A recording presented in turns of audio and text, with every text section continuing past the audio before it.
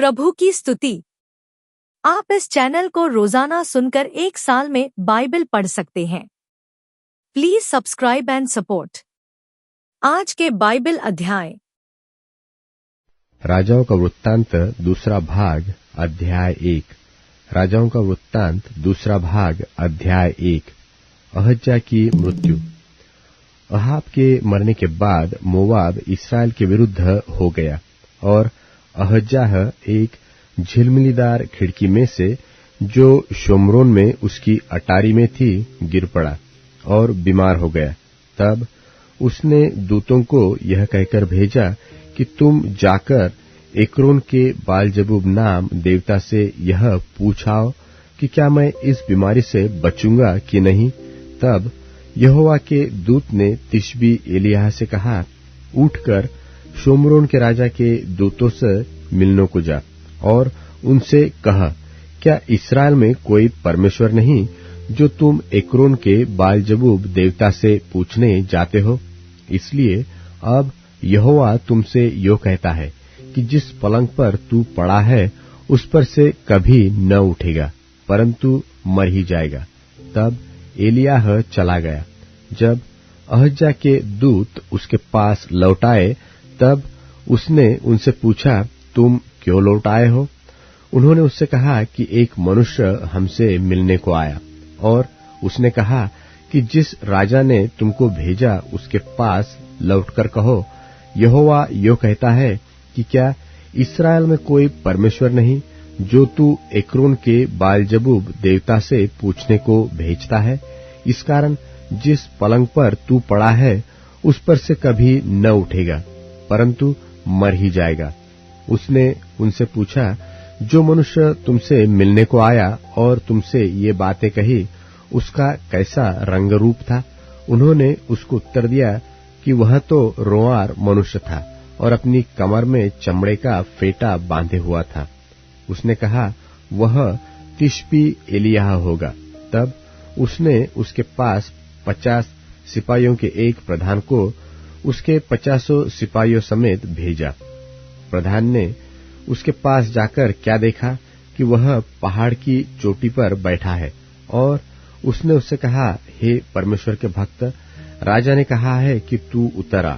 एलिय्याह ने उस 50 सिपाहियों के प्रधान से कहा, यदि मैं परमेश्वर का भक्त हूं तो आकाश से आग गिरकर तुझे तेरे 50 समेत भस्म कर डाले। तब आकाश से आग उतरी और उसे उसके 50 समेत भस्म कर दिया। फिर राजा ने उसके पास 50 सिपाहियों के एक और प्रधान को 50 सिपाहियों समेत भेज दिया। प्रधान ने उससे कहा, हे परमेश्वर के भक्त, राजा ने कहा है कि फुर्ती से तू उतरा।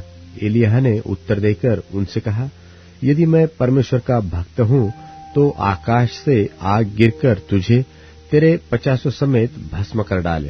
तब आकाश से परमेश्वर की आग उतरी और उसे उसके 50 समेत भस्म कर दिया। फिर राजा ने तीसरी बार 50 सिपाहियों के एक और प्रधान को 50 सिपाहियों समेत भेज दिया और 50 का वह तीसरा प्रधान चढ़कर एलिय्याह के सामने घुटनों के बल गिरा और गिड़गिड़ाकर उसने उससे कहा, हे परमेश्वर के भक्त, मेरा प्राण और मेरे इन 50 दासों के प्राण तेरी दृष्टि में अनमोल ठहरे। 50 सिपाहियों के जो 2 प्रधान अपने अपने 50 समेत पहले आए थे उनको तो आग ने आकाश से गिरकर भस्म कर डाला, परंतु अब मेरा प्राण तेरी दृष्टि में अनमोल ठहरे। तब यहोवा के दूत ने एलिय्याह से कहा, उसके संग नीचे जा, उससे मत डर। तब एलिय्याह उठकर उसके संग राजा के पास नीचे गया और उसने कहा, यहोवा यो कहता है कि तूने तो एक्रोन के बालजबूब देवता से पूछने को दूत भेजे थे, तो क्या इस्राएल में कोई परमेश्वर नहीं कि जिससे तू पूछ सके। इस कारण तू जिस पलंग पर पड़ा है उस पर से कभी न उठेगा, परंतु मर ही जाएगा। यहोवा के इस वचन के अनुसार जो एलिय्याह ने कहा था वह मर गया और उसके संतान न होने के कारण यहोराम उसके स्थान पर यहूदा के राजा यहोशापात के पुत्र यहोराम के दूसरे वर्ष में राज्य करने लगा। अहज्या के और काम जो उसने किए वह क्या इस्राएल के राजाओं के इतिहास की पुस्तक में नहीं लिखे हैं? राजाओं का वृत्तांत दूसरा भाग अध्याय 2। राजाओं का वृत्तांत दूसरा भाग अध्याय 2। एलिय्याह का स्वर्गारोहण। जब यहोवा एलिय्याह को बवंडर के द्वारा स्वर्ग में उठा लेने को था, तब एलिय्याह और एलीशा दोनों संग संग गिलगाल से चले। एलिय्याह ने एलीशा से कहा, यहोवा मुझे बेतेल तक भेजता है, इसलिए तू यही ठहर कर रह। एलीशा ने कहा, यहोवा के और तेरे जीवन की शपथ, मैं तुझे नहीं छोड़ने का। इसलिए वे बेतेल को चले गए। और बेतेलवासी भविष्यवक्ताओं के चेले एलीशा के पास आकर कहने लगे, क्या तुझे मालूम है कि आज यहोवा तेरे स्वामी को तेरे ऊपर से उठा लेने पर है? उसने कहा, हाँ, मुझे भी यह मालूम है, तुम चुप रहो। और एलिय्याह ने उससे कहा, हे एलीशा, यहोवा मुझे यरीहो को भेजता है, इसलिए तू यही ठहरा रहा। उसने कहा, यहोवा के और तेरे जीवन की शपथ, मैं तुझे नहीं छोड़ने का। सो वे यरीहो को आए। और यरीहोवासी भविष्यवक्ताओं के चेले एलीशा के पास आकर कहने लगे, क्या तुझे मालूम है कि आज यहोवा तेरे स्वामी को तेरे ऊपर से उठा लेने पर है? उसने उत्तर दिया, हाँ, मुझे भी मालूम है, तुम चुप रहो। फिर एलिय्याह ने उससे कहा, यहोवा मुझे यरदन तक भेजता है, सो तू यही ठहरा रह। उसने कहा, यहोवा के और तेरे जीवन की शपथ, मैं तुझे नहीं छोड़ने का। सो वे दोनों आगे चले। और भविष्यवक्ताओं के चेलों में से 50 जन जाकर उसके सामने दूर खड़े हुए, और वे दोनों यरदन के तीर पर खड़े हुए। तब एलिय्याह ने अपनी चद्दर पकड़कर ऐंठ ली और जल पर मारा। तब वह इधर उधर 2 भाग हो गया, और वे दोनों स्थल ही स्थल पार उतर गए। उनके पार पहुंचने पर एलिय्याह ने एलीशा से कहा, उससे पहले कि मैं तेरे पास से उठा लिया जाऊं, जो कुछ तू चाहे कि मैं तेरे लिए करूं, वह मांग। एलीशा ने कहा, तुझ में जो आत्मा है उसका दूना भाग मुझे मिल जाए। एलिय्याह ने कहा, तूने कठिन बात मांगी है, तो भी यदि तू मुझे उठा लिए जाने के बाद देखने पाए तो तेरे लिए ऐसा ही होगा, नहीं तो न होगा।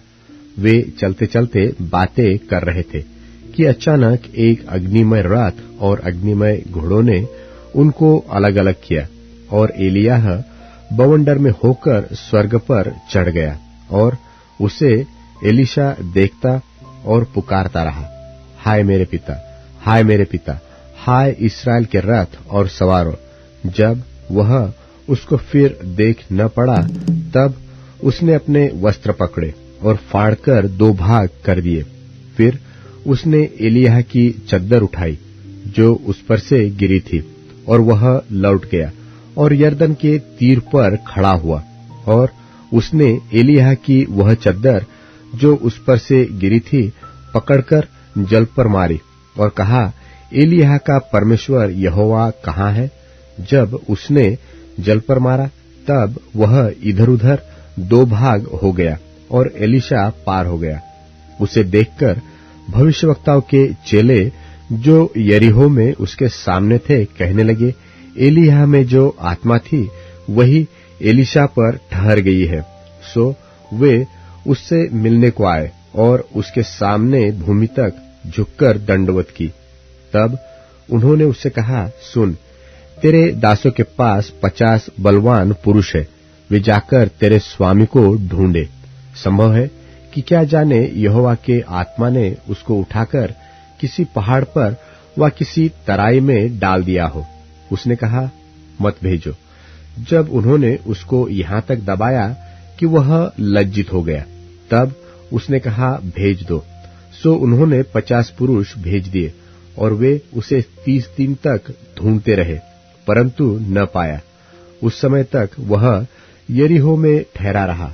सो जब वे उसके पास लौट आए, तब उसने उनसे कहा, क्या मैंने तुमसे न कहा था कि मत जाओ? एलीशा के 2 आश्चर्य कर्म। उस नगर के निवासियों ने एलीशा से कहा, देख, यह नगर मन भावने स्थान पर बसा है, जैसा मेरा प्रभु देखता है, परंतु पानी बुरा है और भूमि गर्भ गिराने वाली है। उसने कहा, एक नए प्याले में नमक डालकर मेरे पास ले आओ। वे उसे उसके पास ले आए। तब वह जल के सोते के पास निकल गया और उसमें नमक डालकर कहा, यहोवा यो कहता है कि मैं यह पानी ठीक कर देता हूं, जिससे वह फिर कभी मृत्यु व गर्भ गिरने का कारण न होगा। एलीशा के इस वचन के अनुसार पानी ठीक हो गया और आज तक ऐसा ही है। वहां से वह बेतेल को चला और मार्ग की चढ़ाई में चल रहा था कि नगर से छोटे लड़के निकलकर उसका ठट्टा करके कहने लगे, हे चंदुए चढ़ जा, हे चंदुए चढ़ जा। तब उसने पीछे की ओर फिरकर उन पर दृष्टि की और यहोवा के नाम से उनको श्राप दिया। तब जंगल में से 2 रिछनियों ने निकलकर उनमें से 42 लड़के फाड़ डाले। वहां से वह करमेल को गया और फिर वहां से शोमरोन को लौट गया। मत्ती रचित सुसमाचार 24वां अध्याय। जब यीशु मंदिर से निकलकर जा रहा था तो उसके चेले उसको मंदिर की रचना दिखाने के लिए उसके पास आए। उसने उनसे कहा, क्या तुम यह सब नहीं देखते? मैं तुमसे सच कहता हूं, यहाँ पत्थर पर पत्थर भी न छूटेगा जो ढाया न जाएगा। और जब वह जैतून पहाड़ पर बैठा था तो चेलों ने अलग उसके पास आकर कहा, हमसे कह कि ये बातें कब होंगी और तेरे आने का और जगत के अंत का क्या चिन्ह होगा? यीशु ने उनको उत्तर दिया, सावधान रहो, कोई तुम्हें न भरमाने पाए, क्योंकि बहुत से ऐसे होंगे जो मेरे नाम से आकर कहेंगे कि मैं मसीह हूं और बहुतों को भरमाएंगे। तुम लड़ाइयों और लड़ाइयों की चर्चा सुनोगे। देखो, घबरा न जाना, क्योंकि इनका होना अवश्य है, परंतु उस समय अंत न होगा। क्योंकि जाति पर जाति और राज्य पर राज्य चढ़ाई करेगा और जगह जगह अकाल पड़ेंगे और भूइंडोल होंगे। ये सब बातें पीड़ाओं का आरंभ होंगी। तब वे क्लेश दिलाने के लिए तुम्हें पकड़वाएंगे और तुम्हें मार डालेंगे, और मेरे नाम के कारण सब जातियों के लोग तुमसे बैर रखेंगे। तब बहुतेरे ठोकर खाएंगे और एक दूसरे को पकड़वाएंगे और एक दूसरे से बैर रखेंगे। और बहुत से झूठे भविष्यद्वक्ता उठ खड़े होंगे और बहुतों को भरमाएंगे, और अधर्म के बढ़ने से बहुतों का प्रेम ठंडा हो जाएगा। परंतु जो अंत तक धीरज धरे रहेगा, उसी का उद्धार होगा। और राज्य का यह सुसमाचार सारे जगत में प्रचार किया जाएगा कि सब जातियों पर गवाही हो, तब अंत आ जाएगा। सो जब तुम उस उजाड़ने वाली घृणित वस्तु को, जिसकी चर्चा दानियेल भविष्यद्वक्ता के द्वारा हुई थी, पवित्र स्थान में खड़ी हुई देखो, जो पढ़े वह समझे। तब जो यहूदिया में हो वे पहाड़ों पर भाग जाएं, जो कोठे पर हो वे अपने घर में से सामान लेने को न उतरे, और जो खेत में हो वे अपना कपड़ा लेने को पीछे न लौटे। उन दिनों में जो गर्भवती और दूध पिलाती होंगी, उनके लिए हाय हाय। और प्रार्थना किया करो कि तुम्हें जाड़े में या सब्त के दिन भागना न पड़े, क्योंकि उस समय ऐसा भारी क्लेश होगा जैसा जगत के आरंभ से न अब तक हुआ और न कभी होगा। और यदि वे दिन घटाए न जाते तो कोई प्राणी न बचता, परंतु चुने हुओं के कारण वे दिन घटाए जाएंगे। उस समय यदि कोई तुमसे कहे कि देखो मसीह यहाँ है या वहाँ है, तो प्रतीति न करना, क्योंकि झूठे मसीह और झूठे भविष्यद्वक्ता उठ खड़े होंगे और बड़े चिन्ह और अद्भुत काम दिखाएंगे, कि यदि हो सके तो चुने हुओं को भी भरमा दें। देखो, मैंने पहले से तुमसे यह सब कुछ कह दिया है। इसलिए यदि वे तुमसे कहें, देखो वह जंगल में है, तो बाहर न निकल जाना, देखो वह कोठरियों में है, तो प्रतीति न करना, क्योंकि जैसे बिजली पूर्व से निकलकर पश्चिम तक चमकती जाती है, वैसा ही मनुष्य के पुत्र का भी आना होगा। जहां लोथ हो वहीं गिद्ध इकट्ठे होंगे। उन दिनों के क्लेश के बाद तुरंत सूर्य अंधियारा हो जाएगा और चांद का प्रकाश जाता रहेगा और तारे आकाश से गिर पड़ेंगे और आकाश की शक्तियां हिलाई जाएंगी। तब मनुष्य के पुत्र का चिन्ह आकाश में दिखाई देगा और तब पृथ्वी के सब कुलों के लोग छाती पीटेंगे और मनुष्य के पुत्र को बड़ी सामर्थ और ऐश्वर्य के साथ आकाश के बादलों पर आते देखेंगे। वो तुर्री के बड़े शब्द के साथ अपने दूतों को भेजेगा और वे आकाश के इस छोर से उस छोर तक चारों दिशाओं से उसके चुने हुओं को इकट्ठा करेंगे। अंजीर के पेड़ से यह दृष्टांत सीखो, जब उसकी डाली कोमल हो जाती और पत्ते निकलने लगते हैं तो तुम जान लेते हो कि ग्रीष्म काल निकट है। इसी रीति से जब तुम इन सब बातों को देखो तो जान लो कि वह निकट है, वरन द्वार ही पर है। मैं तुमसे सच कहता हूं कि जब तक ये सब बातें पूरी न हो लें तब तक यह पीढ़ी जाती न रहेगी। आकाश और पृथ्वी टल जाएंगे, परंतु मेरी बातें कभी न टलेंगी। उस दिन और उस घड़ी के विषय में कोई नहीं जानता, न स्वर्ग के दूत और न पुत्र, परंतु केवल पिता। जैसे नूह के दिन थे वैसा ही मनुष्य के पुत्र का आना भी होगा। क्योंकि जैसे जल प्रलय से पहले के दिनों में जिस दिन तक कि नूह जहाज पर न चढ़ा उस दिन तक लोग खाते पीते थे और उनमें ब्याह शादी होती थी, और जब तक जल प्रलय आकर उन सब को बहा न ले गया तब तक उनको कुछ भी मालूम न पड़ा, वैसे ही मनुष्य के पुत्र का आना भी होगा। उस समय दो जन खेत में होंगे, एक ले लिया जाएगा और दूसरा छोड़ दिया जाएगा। दो स्त्रियां चक्की पीसती रहेंगी, एक ले ली जाएगी और दूसरी छोड़ दी जाएगी। इसलिए जागते रहो, क्योंकि तुम नहीं जानते कि तुम्हारा प्रभु किस दिन आएगा। परंतु यह जान लो कि यदि घर का स्वामी जानता होता कि चोर किस पहर आएगा तो जागता रहता और अपने घर में सेंध लगने न देता। इसलिए तुम भी तैयार रहो, क्योंकि जिस घड़ी के विषय में तुम सोचते भी नहीं हो उसी घड़ी मनुष्य का पुत्र आ जाएगा। सो वह विश्वास योग्य और बुद्धिमान दास कौन है जिसे स्वामी ने अपने नौकर चाकरों पर सरदार ठहराया कि समय पर उन्हें भोजन दे। धन्य है वह दास जिसे उसका स्वामी आकर ऐसा ही करते पाए। मैं तुमसे सच कहता हूं, वह उसे अपनी सारी संपत्ति पर सरदार ठहराएगा। परंतु यदि वह दुष्ट दास सोचने लगे कि मेरे स्वामी के आने में देर है और अपने साथी दासों को पीटने लगे और पियक्कड़ों के साथ खाए पिए, तो उस दास का स्वामी ऐसे दिन आएगा जब वह उसकी बाट न जोता हो और ऐसी घड़ी की वह न जानता हो, और उसे भारी ताड़ना देकर उसका भाग कपटियों के साथ ठहराएगा। वहां रोना और दांत पीसना होगा। नीतिवचन अध्याय 7। नीतिवचन अध्याय 7। हे मेरे पुत्र, मेरी बातों को माना कर और मेरी आज्ञाओं को अपने मन में रख छोड़।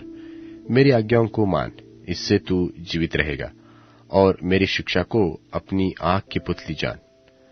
उनको अपनी उंगलियों से बांध और अपनी हृदय की पटिया पर लिख ले। बुद्धि से कह कि तू मेरी बहन है, और समझ को अपनी साथिन बना। तब तू पराई स्त्री से बचेगा जो चिकनी चुपड़ी बातें बोलती है। मैंने एक दिन अपने घर की खिड़की से अर्थात अपने झरोखे से झांका, तब मैंने भोले लोगों में से एक निर्बुद्धि जवान को देखा। वह उस स्त्री के घर के कोने के पास की सड़क पर चला जाता था और उसने उसके घर का मार्ग लिया। उस समय दिन ढल गया और संध्याकाल आ गया था, वरन रात का घोर अंधकार छा गया था।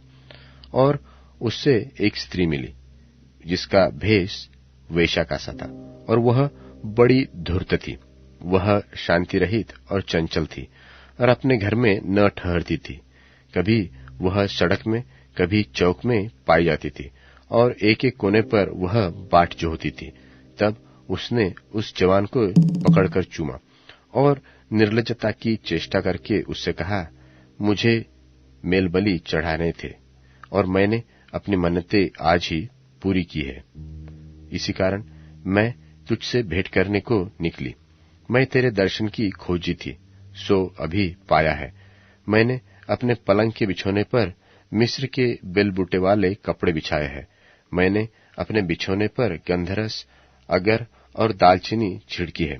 इसलिए अब चल, हम प्रेम से भोर तक जी बहलाते रहे। हम परस्पर की प्रीति से आनंदित रहे, क्योंकि मेरा पति घर में नहीं है, वह दूर देश को चला गया है। वह चांदी की थैली ले गया है और पूर्णमासी को लौट आएगा। ऐसी बातें कहकर उसने उसको अपनी प्रबल माया में फंसा लिया और अपनी चिकनी चुपड़ी बातों से उसको अपने वश में कर लिया। वह तुरंत उसके पीछे हो लिया, जैसे बैल कसाई खाने को व जैसी बेड़ी पहने हुए कोई मूढ़ ताड़ना पाने को जाता है। अंत में उस जवान का कलेजा तीर से बेधा जाएगा। वह उस चिड़िया के समान है जो फंदे की ओर बेग से उड़े और न जानती हो कि उसमें मेरे प्राण जाएंगे। अब हे मेरे पुत्रों, मेरी सुनो और मेरी बातों पर मन लगाओ। तेरा मन ऐसी स्त्री के मार्ग की ओर न फिरे और उसकी डगरों में भूलकर न जाना, क्योंकि बहुत लोग उससे मारे पड़े हैं। उसके घात किए हुओं की एक बड़ी संख्या होगी। उसका घर अधोलोक का मार्ग है, वह मृत्यु के घर में पहुंचाता है। अब Amazon music, tune in, Spotify और YouTube म्यूजिक में उपलब्ध है। Please follow it.